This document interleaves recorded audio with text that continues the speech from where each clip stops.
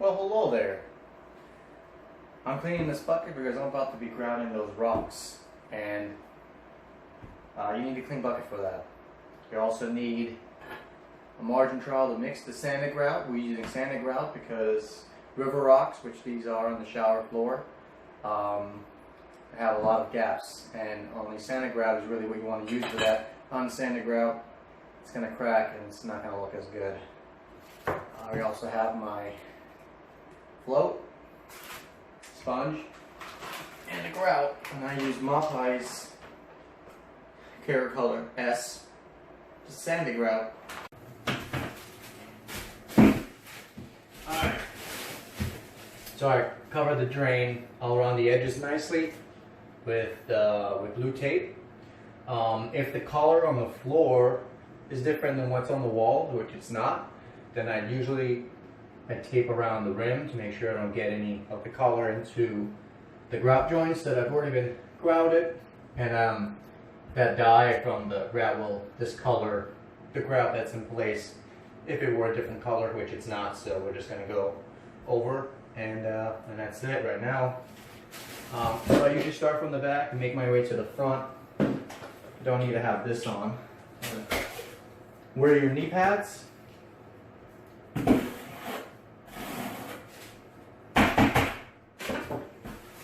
And start grabbing some of this stuff, putting it over there for you.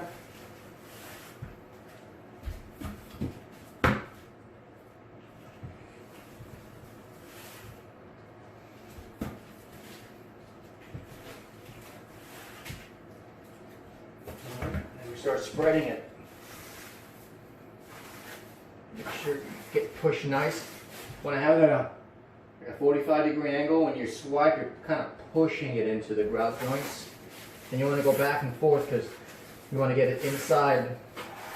The rocks have like parts underneath. So if you just go one way, you might not be able to get it underneath the overhang of that rock. But you want to have support. So most of the time there is support because of the thin set. But you know, you just want to be able to get it in there nicely.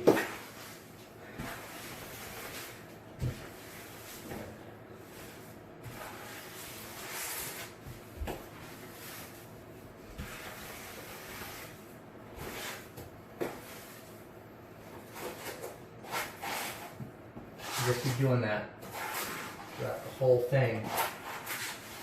And now I'm just gonna go ahead and speed this up.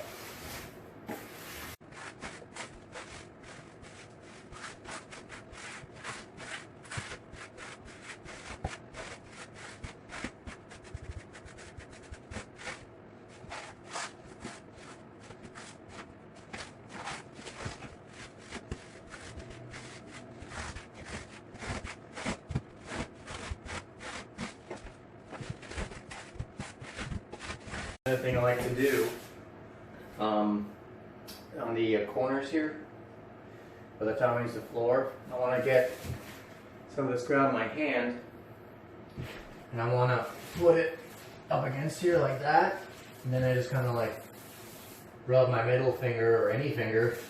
As I'm pushing on it, I'm pushing the grout into the groove, and that reassures me that it's getting a nice coat of thin grout inside in the corners, because when the water comes down, it's kind of like a little ramp, pushes it towards the drain.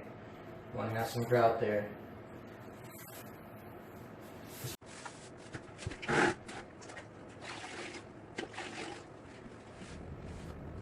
I also make sure that I wipe the edges with a clean sponge so they're not gonna haze up there and get hard, and then I won't be able to remove them later. Clean it up all nicely. And I use my margin trowel to get the corners to be 90, because sometimes you get this weird look if you just have it budged up in the corners.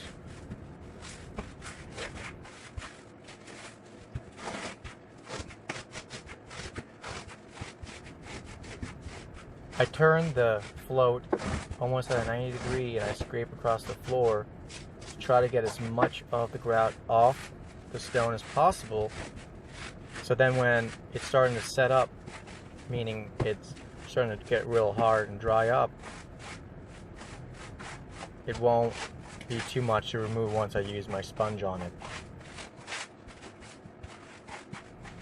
Once the grout sets up nicely and it's hard enough for you to use a sponge, usually after about 10 minutes, go ahead and use a wet sponge and use the front and back side of it until both sides are filled up with grout, and then rinse and do again. And this is called a messy wipe.